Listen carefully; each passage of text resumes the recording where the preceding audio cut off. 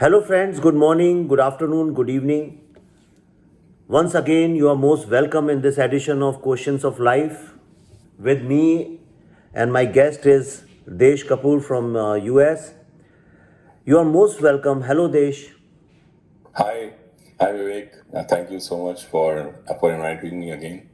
Thank you.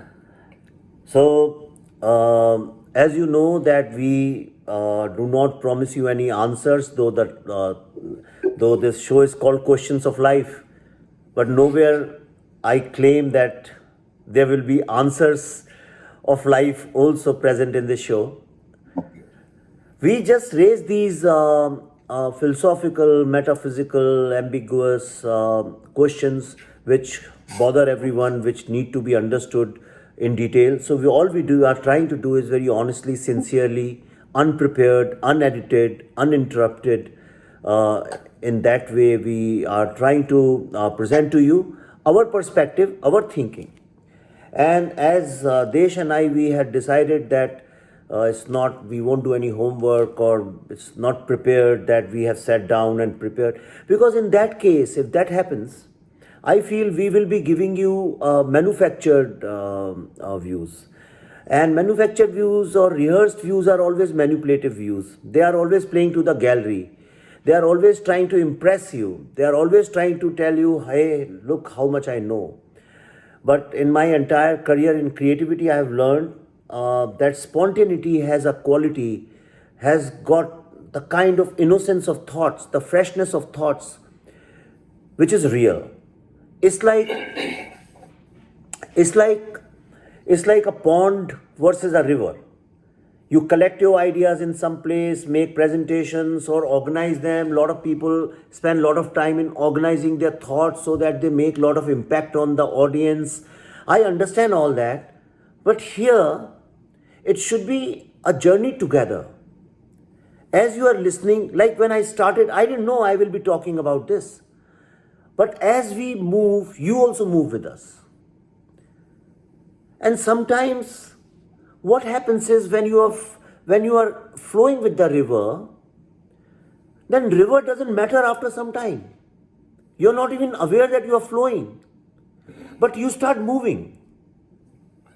And that is the purpose, because I listen to a lot of great thought leaders and I read lots of books, and it always happens with me that whenever any book or any speech or any thought is so well constructed, the focus is on the jargon and the language and the structure, I very often lose interest in that. And it's very, Desh, this is a very delicate thing I am telling you. Correct. But so after 2 or 3 pages, I can't absorb anymore. It doesn't go inside me. And I start losing interest because I'm struggling with words, because difficult words, the jargons have so many interpretations. Similarly, on when I am reading a book which is very real, which, like say Rajneesh for example, he is speaking extempore without thinking much. A lot of people have that quality. They just speak, like your mother. A lot of people speak, from the heart. When you are speaking unrehearsed, unprepared, then you are speaking from the heart, not from the mind. Then your intention is not to manipulate or to spellbind the audience or take them in a certain direction, but you are also discovering. In those speeches or those books, same thing happens with me, that after 2 or 3 pages or 2 or 3 paragraphs, I just forget what they are saying. But I don't struggle. It gives me the way. It makes me swim. It makes me flow from one place to another. And in the process, I end up discovering myself a lot. And then my original thoughts start coming out. And same is the objective when I started Questions of Life. And I said, first I thought that I'll sit alone and talk. Then I said, no, I'll invite lots of people and discuss with them. It started with you, and I got stuck with you because I have not felt need to invite anybody else so far. So because we have been flowing very well. So anyway, and so today we are discussing about bhakti. What is bhakti after all? And as I was talking about this, I feel this is how bhakti happens. When you meet somebody and you suddenly find the beauty of life, or you find the meaning of things, or you see yourself in that person or his or her thoughts, and it becomes a mirror to you, and you look at the mirror and you find, yes, there are so many possibilities, and then there are no questions. Then there are only answers. In fact, there are not answers also, because there is no struggle, there is no quest. It's not a guru-shishya relationship. Let's understand. Let me clarify. It's not a guru and shishya. Guru-shishya is full of questions, of search, of seeking, of experimentation. I think ये जो है, ये एहसास है. This is just a feeling, like how you feel with your child, how you feel in love. Bhakti is the highest form of love. That's what I feel. And before I invite Desh, I'll finish my thought. Desh, do you know something? That all over the world, generally speaking, in creative arts and especially in theater and music and dance, all the emotions, all the emotions are categorized. You have Shringar Ras, you have Vibhats Ras, you have Veer Ras, which means different traits, different emotions. We are the only culture or civilization or society where we have, आपने 9 रस सुने होंगे, but there are 2 additional रस we have, which nobody else has, no other culture has. And it's a very strange thing that it's not taught to us in schools. This I discovered on my own. And these 2 rasas are Vatsalya ras. Vatsalya means mamta, motherhood, जो माँ का प्यार होता है, right? और वो वात्सल्य धरती में भी है. Mother Earth also has that Vatsalya ras. The same Vatsalya ras is in cow also in rural India. And your own mother or your grandmother or anybody, unconditional love, where somebody is just giving you without wanting anything in return. Even if you misbehave, you still get the same love. That is Vatsalya ras. And Vatsalya ras is very close to divine love. Correct? And then the highest form of ras, the last, in the end, is Bhakti ras. Very true. Correct? Which means we understood that there is a form of love which is higher than your mother. Correct. And is just next to divine. And that is called Bhakti ras. Right. There is no other society in the world which has a translation of Bhakti. A devotee is not a Bhakt. Okay, a worshipper is not a Bhakt. You can be a Bhakt of your mother. You can be Bhakt of an idea too, like Meera was a Bhakt of an idea. She did not meet Krishna. Right. Hanuman met Ram. So Hanuman had reason. If Nehru was Bhakt of Gandhi, he met him, he had a reason. Or you have seen close by a few years ago or a couple of centuries, but Meera was nowhere close to Krishna. Correct. She had no idea whether Krishna existed or not. But she was in love with Krishna. To such an extent that she herself became Krishna. Same with Laila and Majnu. You know, Laila and Majnu, Laila in the end, when she was stabbed, when she was dying, Majnu met her. And Majnu said, Laila, she said, who are you? He said, I am Majnu. He said, I am Majnu, Laila, I am Majnu. कहती है, no, you can't be Majnu, क्योंकि Majnu तो मेरा नाम है.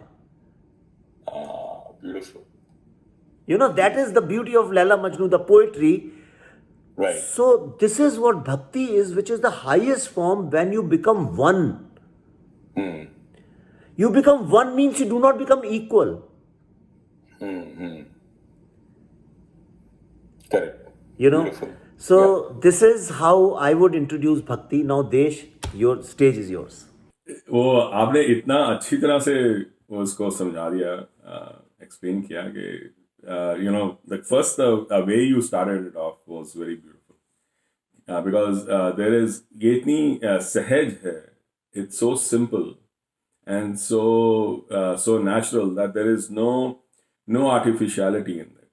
And I think, like, in a way, when I look at bhakti as the highest form of honesty, in the sense that हम किसी भी रिलेशनशिप में किसी भी और तरीके से in any other method or way, we have something of where our mind works.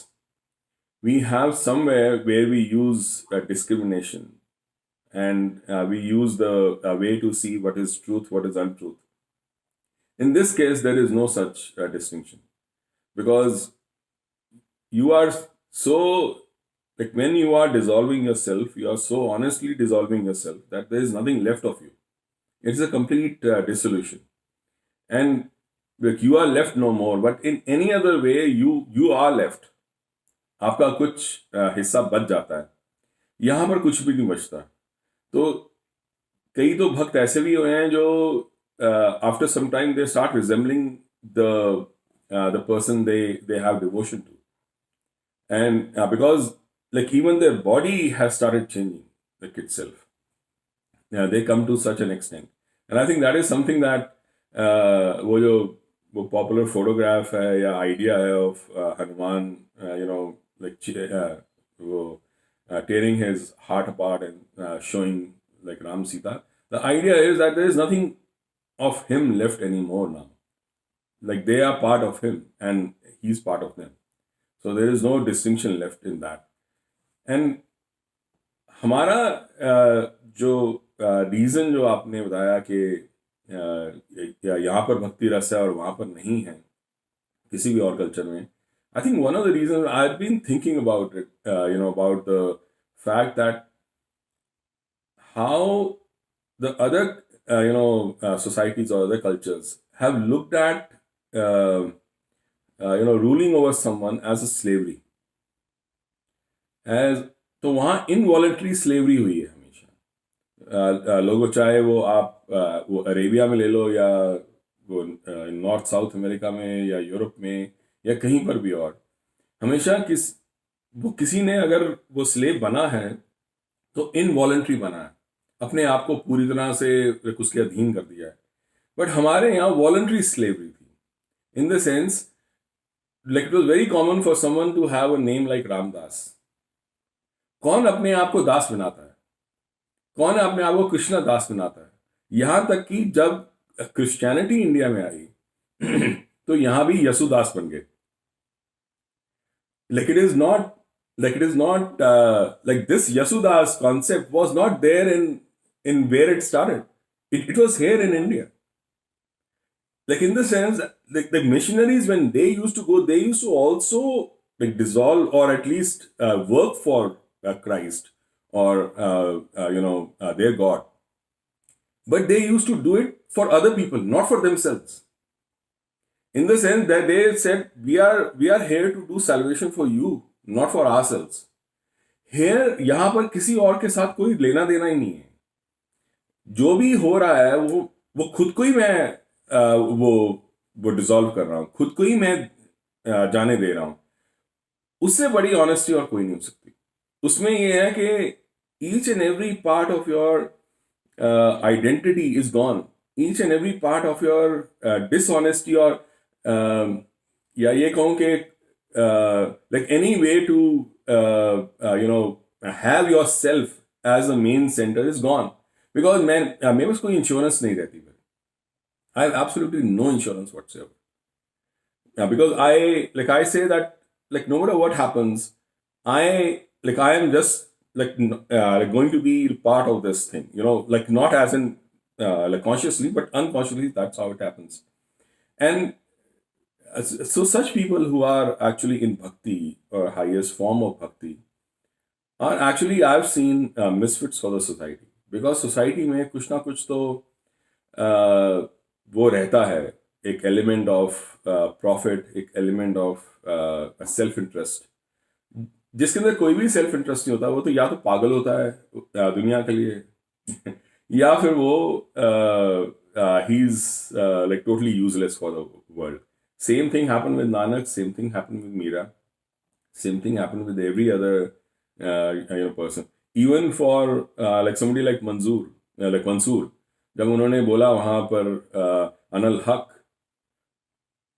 there was a certain kind of devotion. For 11 years he was tortured there, and after 11 years he was killed just because he said, I can't say anything else because this is my only reality. कोई भी और इंसान होता, वो कुछ तो interest रखता खुद का, कुछ तो कह देता कि हाँ मैं इस सब चीज से बचने के लिए मैं यहाँ से निकल जाता हूँ और बोल देता हूँ कि नहीं है ऐसा। पर वो ऐसे कैसे कह सकता था, क्योंकि वही उसकी सच्चाई थी, उसके बाद और कुछ था ही नहीं। हमारे यहाँ एक अलग चीज थी कि हमने जब लोगों ने बोला अहम ब्रह्मस्मि, तो हमने उनकी पूजा की। वहां पर ऐसा नहीं था। वहां पर जब किसी ने बोला अनल हक, कि मैं ही सत्य हूं, मैं ही ब्रह्म हूं, तो उसको मारा गया। पर उसकी devotion to what he was experiencing was so high that he could not see anything else. And when you are totally dissolved to your idea, like you were saying about Meera, or the object of your devotion, then even your death is not really your death. Then your death is part of that dissolution, and it just goes on and on. So that's how I have seen it. No, very, very well said. So, okay, now certain questions which generally arise, that is bhakti important? Is bhakti important? Is it a necessary role of a human being which should be played? And second thing is, how do you figure out, how do you discover that what this bhakti is right or wrong? Today the problem is, because of the materialistic abundance and materialistic growth, everybody has so much to lose for these kind of vague concepts, So today if somebody says, भाई मैं तो भक्त हो गया हूँ, मैं तो अब भक्ति में मैं अब मुझे कुछ और नहीं चाहिए, तो आपको तो लोग स्क्रीजोफ्रेनिक बोल देंगे, पागल बोल देंगे आपको तो. हाँ. Your own family will do that. So how does one figure out? And second thing is, I also have a feeling, it's my view, which is little different view, which is that perhaps this whole concept of bhakti was very popular at a time when society was going through a massive transition. You see, the whole phase of this Das, the word started coming into play. Guru Nanak, you said, Ram Das, Kabir Das, ये सब भक्ति. तुलसीदास भी कितने बड़े भक्त थे. तुलसीदास ने तो पूरी रामचरितमानस ही भक्ति में लिखी. Correct. I think that was a phase. Mughals had invaded India, and the foreign invasion had come. People didn't have much answers. The source of information wasn't, the knowledge and information wasn't many. Avenues were little. We were not cosmopolite, we were localite. And there was no materialistic abundance. If you look at it, in fact, I would, in a way, I'll come to a very tricky and very debatable or controversial subject very soon. Right. So I have a feeling that this bhakti happened because they had no way out also. And these are enlightened people who are simple people, wise people. And they found the path of bhakti to cope with this all kind of external turbulence. Because all this bhakti movement, see, bhakti is a movement, and most of this bhakti movement you'll find happen in that phase. In today's time, I don't know if bhakti theoretically is fine, but how bhakti can, if you have to leave your wife, you have to leave everybody and go, if not go, still You become bhakt of somebody else, how your wife is going to look at you, how your boss is going to look at you, because now we are not so free as Tulsidas perhaps or somebody. But this also brings me to a very different point. Bhakti in recently, because people have no good understanding of bhakti as a panth. Panth means as a path, like Khalsa is a panth. Similarly, bhakti is a path, it's a panth. Bhakti does not mean that everybody has to become a bhakt. Right. Bhakti is is also a profession. It's a job by itself. It's a discipline by itself. You cannot be a bhakt if you are involved in if your skin is in too many games, Now look at it, the other side of it. Buddha. Okay? Buddha was also bhakt of a kind. He became a bhakt of an idea, of a discovery. He also experimented. Right? He wasn't asking questions. Buddha, if you read carefully, he never asked questions. Except for why there is suffering. It was very limited. His hypothesis was very, very limited and controlled. He didn't go everywhere, like our children ask us, why is this, why is that? He didn't say. He said, why there is suffering. Right. And he just sat down. He became one with himself. He meditated, he became one with himself, and then he found the solution, and that eighth path, he became bhakt of that. He never looked back, he never thought of anything else, he had no doubt. He never even questioned whether what he was saying was right or wrong. He didn't say, I have to profess it, or I have to propagate it, or I have to start a religion. In fact, if people who really know Buddha shouldn't be practicing Buddhism actually. Correct. By practicing Buddhism, they have destroyed Buddha. They have actually killed Buddha. Right. Like and I will be against people who tomorrow start Ramanism or Krishnaism. Right? That is killing these great things. So they made a very big mistake by starting Buddhism. They destroyed Buddha and they created more suffering in this world. Very beautifully said. Yeah. Buddha did nothing. Buddha was a researcher who picked up a hypothesis. He said if there is a suffering, then there must be a cause to it. Correct. So let's find cause. If the apple is falling, there must be, for this phenomena, there has to be a cause. So you find the cause. And what he did, he used Hindu philosophy, Hindu metaphysics, or Hindu everything as his lab. He used tools and techniques of Hindu literature, the Hindu way of thinking. He used meditation, he used the compassion, he used simplicity, he used all those tools and techniques and put them together, and he created a new chemical, and he said, okay, this is the cause. Right. Now these people, tomorrow you have Einsteinism, Newtonism, and you start bloody religions around them. Right. And you forget that science is the real lab in which all these things have come. So they are great scientists. So instead of saying that he's a great Vedic scholar, or he's a great Sanatani, or he's one of the greatest Hindu minds, you have converted him into a religion. So that was wrong. Second thing, look at the idea of Buddhist, this thing. When Buddhism traveled to China, became Chan, because Dhyan does not have, the Dha pronunciation is not there, became Chan, Zen, like that in different countries became many things.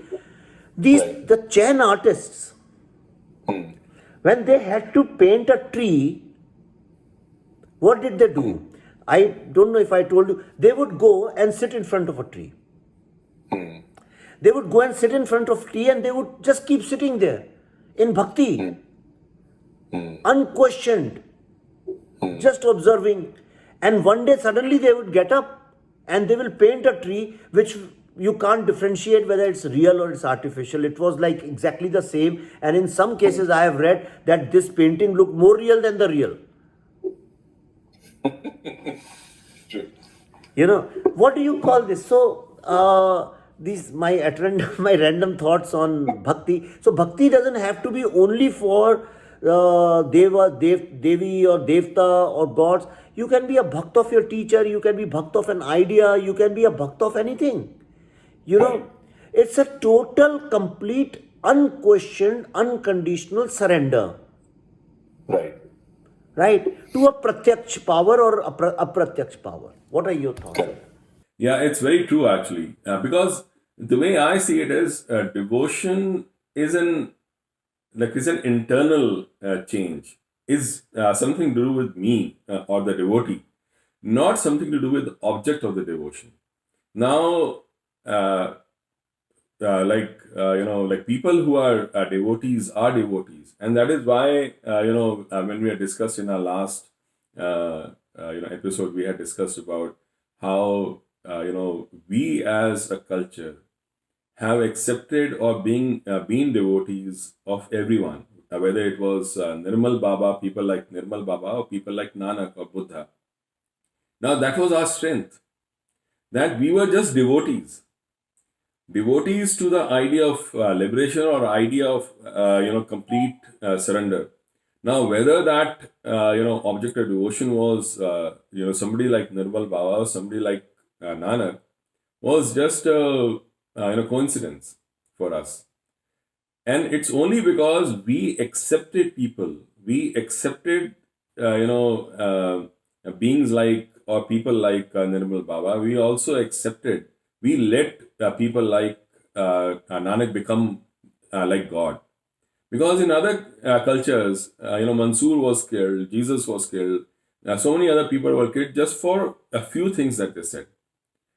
That those cultures could not accept the devotion at all for anything. That is why, like you are saying, कि वहाँ भक्ति रस नहीं है, वो बिल्कुल सही बात है, क्योंकि उन्होंने किसी को एक्सेप्ट ही नहीं किया कभी. इसीलिए that is why they killed everyone who came as a devotee or as an object of devotion itself. Now, sometimes when I was like looking at वो जैसे आपने बोला कि समय मुगल का वो शासन था, and all the invasions were happening. That is why people were had to like go a certain direction because of that, because there were so many restrictions outside. मैं अक्सर सोचता हूँ कि ऐसा क्यों है कि बहुत सारे भक्ति कृष्ण की तरफ वो है पॉइंटेड. तो मेरे को ये, मैं जब यहाँ पर जब मैं वो पढ़ता था कि यज्ञवल्क्य जो ऋषि थे, जब उनके डिसाइपल्स ने उनसे पूछा कि भगवान क्या है, तो उन्होंने कहा नेति नेति, not this not this, which means जो कुछ भी आप ऑब्जर्व कर रहे हो वो भगवान नहीं है, क्योंकि भगवान is the eternal observer, he is the only observer. So that means you keep sifting everything out कि ये भी नहीं है, ये भी नहीं है, क्योंकि ये ऑब्जर्व हो सकता है. whatever is observable is not God. So I keep on throwing out my my emotions, my body, this world, everything else, and then you come to that hum that is going on, that constant hum. Then you can say that I observe even this hum, so this also has to go. Then there is nothingness. I am absolute nothingness. When I am nothingness, then everything else is infinity. So that is how it is. But then when Arjuna asked Krishna कि आप कौन हो, तो उन्होंने कहा पर्वतों में मैं मेरु हूँ, वेदों में सामवेद हूँ, इसमें ये हूँ, उसमें वो हूँ, और सारे के सारे बुरे कर्मों में मैं वो गैम्बलिंग हूँ. उन्होंने बोला ये, तो he was giving discrete pointers, and then he said I am all, I am everything. Now, when Krishna says I am everything, that is not just a rhetorical statement. That means he has included everything in him. Every person is in him.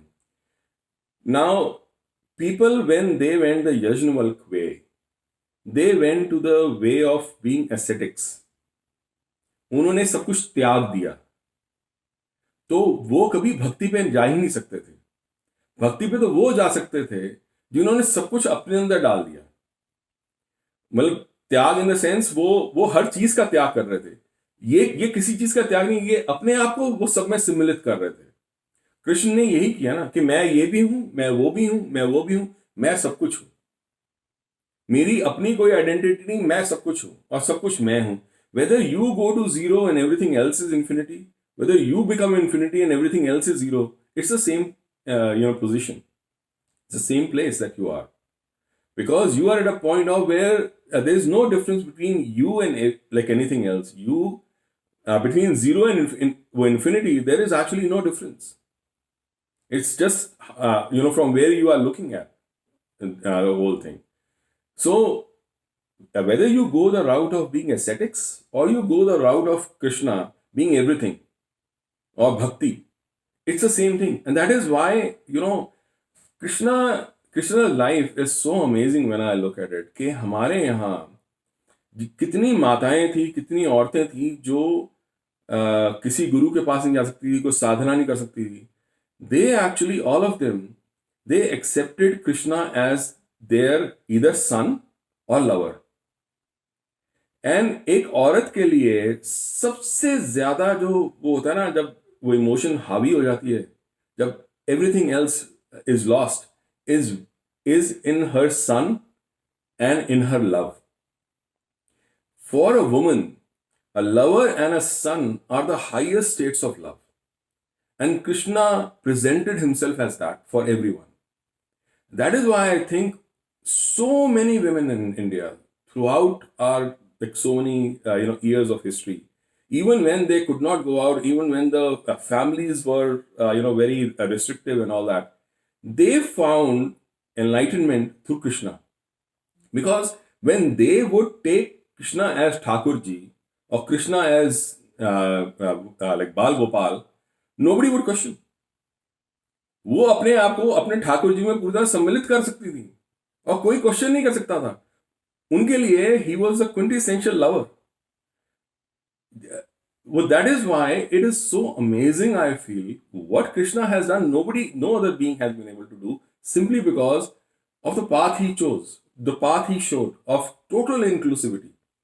And in that, he actually brought so many women who had no access to any path, any sadhana, any guru, any वो हिमालय पे नहीं जा सकती थी, वो बाहर नहीं जा सकती थी, वो ये नहीं कर सकती, पर वो घर में बैठे एक ठाकुर जी को अपना सब कुछ मान सकती थी. वो बाल गोपाल को वो अपना सब कुछ मान सकती थी और उसी में उनकी पूरी निवृत्ति हो जाती थी. और like that is the beauty of this culture. Like that is the beauty कि वो रिस्ट्रिक्शन होते हुए भी हमने एक पाथ ऐसी बन गई अपने आप कि जिसका कोई वो ही नहीं है, कोई रिकॉर्ड ही नहीं है जिसका.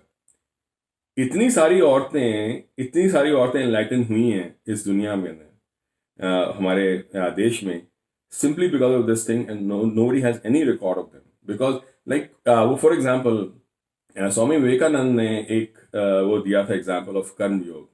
उन्होंने बताया था कि एक वो था योगी था, he had woken up after many years and he actually वो व्याध गीता कहते हैं उसमें, ये महाभारत में आती है. तो उन्होंने कहा कि when he woke up, he looked up और ऊपर से एक वो बर्ड थी, उसने like उस पे वो बिट किया, and he looked at the bird and the bird got burnt. And then he felt very good about himself that he had so much of siddhi and power. He went out in the village and he was asking for alms. वो मांग रहे थे कुछ खाने के लिए. तो एक वो मैरिड औरत थी अंदर, वो कहती है थोड़ा ठहरो, मेरे पति अभी ठीक नहीं है, तो मैं उनका ख्याल पूरा करके फिर मैं बाहर आती हूँ, आपको कुछ देती हूँ. उसने 2-3 बार बोला, 2-3 बार वो नहीं आई, उसने यही बोलती रही. तो फिर उसका एंगर और बढ़ता गया. तो वो औरत अंदर से कहती है, मैं कोई चिड़िया नहीं हूं जिसको तू मार सकेगा, जो जल जाएगी तेरे देखने से. तो वो हैरान हो गया कि इस औरत को कैसे पता इतना कुछ. तो उसने आके पूछा कि आपकी इतनी सिद्धियां कैसे हुई. तो उन्होंने बताया कि एक मिथिला के अंदर एक वो है व्याध है, एक बुचर, एक हंटर, जो मेरे गुरु हैं. तो ये फिर उनके पास जाते. बट द पॉइंट वॉज कि एक औरत जिसके पास और कोई साधन नहीं था सिवाय इसके कि वो खुद के पति का ख्याल करती थी, उसी उसी घर के अंदर रहते हुए उसने पूरी एनलाइटनमेंट का वो पाथ चुन ली. But this was when she had a guru. What if you don't have a guru? That's where Krishna came. That's where bhakti came. Bhakti is so important, so central to our culture just because of this. It is a path for whom there is, there is no other path. Path for people who have no other path, no access to any other path. That is for whom bhakti becomes so important. That is how I look at it. यार हम लोग बात करते हैं पता ही नहीं चलता कब 35-40 मिनट हो जाते हैं. तो ठीक है. तो but I think we have covered most of it. इसके बाद फिर रेपिटेटिव ही हो जाएगा. So you are right. Bhakti modern times में मैंने एक भक्त को देखा है. मैं मिला हूँ उनसे. I used to go for debating and I used to go to Wardha. Vinoba Bhave. Vinoba Bhave was Gandhi's bhakt. And I think perhaps the last Gandhian or the only Gandhian. ये गांधीयंस भी बड़े भक्त होते हैं. मैं बता रहा हूँ आपको, जो पुराने गांधीयंस हैं उनने पूरी जिंदगी गांधी के ऊपर ही अपनी कर दी. पर विनोबा भावे को मैंने अपने रियल लाइफ में देखा है. When I went to meet him, मैं 2-4 बार गया वहाँ. मैं डिबेट्स के लिए जाता था. और वर्धा में बजाज साहब जो थे, जमना लाल बजाज, इन बजाज के पिताजी, राजीव बजाज इज ग्रैंडफादर, उनके नाम से चलता था वो. तो वो वर्धा में होती थी. तो मैं वहाँ से सेवाग्राम पास में ही है, इट्स वेरी क्लोज बाई, तो वहाँ जाता था. तो पूरे गांधीयन थे, कुछ पहनते नहीं थे. एक पतला सा खुद का चक्र से, I mean his own spun khadi. He would just little wear, नंगे पाँव he would go everywhere. And बकरी का दूध पीते थे और वही तेल लगाते थे for mosquitoes and all that. He lived like that. And he actually implemented Gandhi's idea of Swavlambi Gaon, you know. He actually implemented that. Godan movement, what Naxals do with guns, he did on walking on feet. But I have seen him, because Gandhi said ki my purpose of life is still 100 years. And after that, I will give up my life. How will you give up life? I'll stop eating and I'll stop drinking water and I'll die. So what's the point living if your purpose is over? He must have thought, I'm not getting into the political discussion of Gandhi. I'm getting into Gandhi, what he actually practiced, which is visible to the world. So he said, I'll live till the time my purpose is not done and nobody can take me before I'm 100 years. He used to say it lightly to his people. But he thought that freedom he will get in 1970 or something. They had not thought that they'll get it so early because of the Second World War. And it wasn't actually because of Gandhi that we got the freedom. Right. It got for a variety of reasons. But it happened early. But then suddenly his purpose was over. Right. If you see from a very philosophical point of view, his purpose was over. He died. But Vinoba Bhave, I've seen him, he used to cough in the last days of his life and he would take his throat and put it like this, in his throat. He was in such bad shape. And then he said, no, I have done whatever I had to do. So I have to give up my life. And he stopped eating. Do you know Indira Gandhi issued arrest warrant against him? No, she was also bhakt. She wanted to save his life. It's not that... It's not that she was against him, to save his life, because he was a very respected man. But he didn't listen to anybody and he died without drinking, eating, and he died of malnourishment. So he was a real bhakt, जिसने इस हद तक जाके किसी के वचन को या जो भी अच्छा बुरा सही गलत अगर उसको फॉलो किया है तो वो एक भक्त है. मैंने रियल लाइफ में देखा है. But anyway, so we have spoken enough on bhakti. और अब इतनी सा हमने फिलोसॉफिकल बात की है, तो पॉलिटिकली भी कई लोग जब कहते हैं ये भक्त है और कहते हैं नहीं ये अंधभक्त है, तो मैं जरा थोड़ा I just want to correct people's terminology. There is nothing called andhbhakti. Very true. Bhakti itself is andhbhakti. Exactly. Yeah. It's only when you become blind in love of somebody, Yeah. when you stop observing from your own eyes When his or her eyes become your vision, that's when bhakti begins. Correct. So without becoming blind, Right. you cannot be a bhakt. So that's the first qualification. Like Shravan Kumar, he was bhakt of his parents. Because if you start seeing with your own eyes and if you're not blind, then you'll ask lots of questions. And the minute you ask question, then it's a guru shishya relationship. Then it's not. और जो devotee word हम use करते हैं, devotee is not a bhakt. You can be a devotee of climate control. You can be a devotee of no corruption movement. You can be devoted to anything.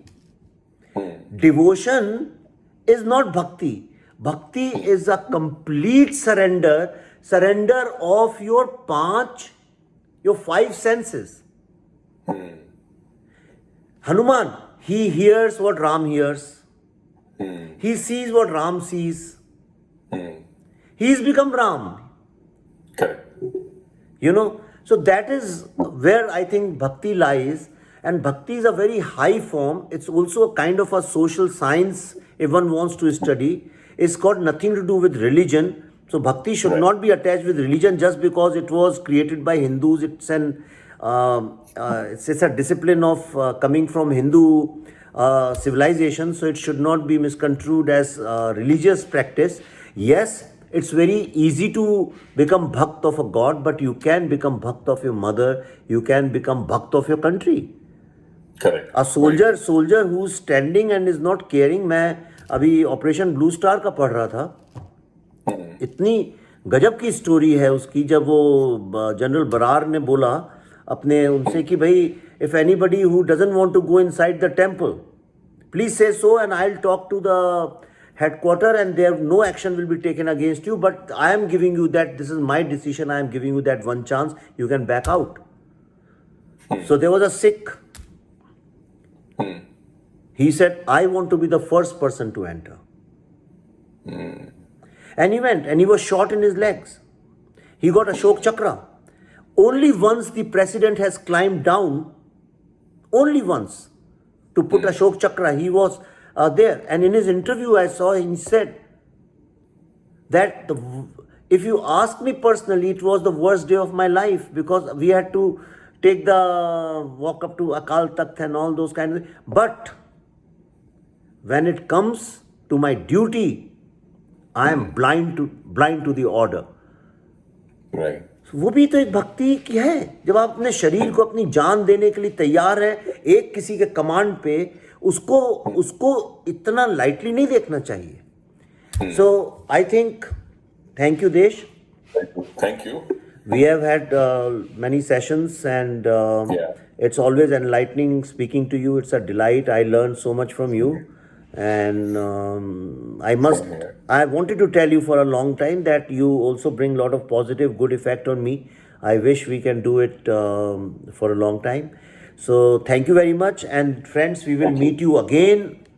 But before I leave, I once again want to reinforce that whatever we are doing, it's very easy. We can also sit and talk amongst each other, but we are doing it because we want these kind of questions to be discussed by young people. Because our young people have stopped discussing philosophy, and the biggest strength, like the strength of West is science. Of course, our strength is science, but people don't understand that. Like materialism, what materialism is to the West, philosophical quest is to us. Everything comes from there. So questioning life and beyond is our greatest of the strengths. We want your children, young people, to discuss this. By getting inspired, start reading on this. And in return, you can, immediately you can subscribe to a wonderful newsletter with Desh Writes. I don't know, this is bhakti, this is devotion. The way he writes, why does he write every day? I very often, every day in the morning when I get up at 5:30 and 6, I wonder why he does this. Such a thankless job. I mean, And so you can subscribe to Drishtikon.com I am not as bhakt as he is, but my wife also asked me all the times, why do you make these videos? You are a filmmaker, you make brilliant big scale movies with brilliance of cameras. Why do you keep doing all this all the times? Who gives you anything? I mean, why do you do it? It's not even social service. Then I tell her, this is not social service perhaps, but this is civilizational service. Because if this civilizational has to be alive, I must leave lot of digital footprint so that tomorrow when aliens come, they know, yes, they're lived. So when aliens come and at the end of the humanity, and they have to go through YouTube and all these records, they know there existed a great civilization called the Indian civilization. So on this note, thank you very much. Thank you very much. We'll meet again next Sunday with another edition, with another question. Please write to us if your questions are good. In fact, one day we will plan that and we will take questions from people and random questions and we'll answer that. We'll do one great live session one day. On this note, thank you. Namaskar. You can also financially contribute to us. You can go to drishtikon.com and you can go down below and also take details of I Am Buddha Foundation. Though we work differently, but we are one for the same cause. All of us are working. So looking for your blessings and your contribution. Thank you very much.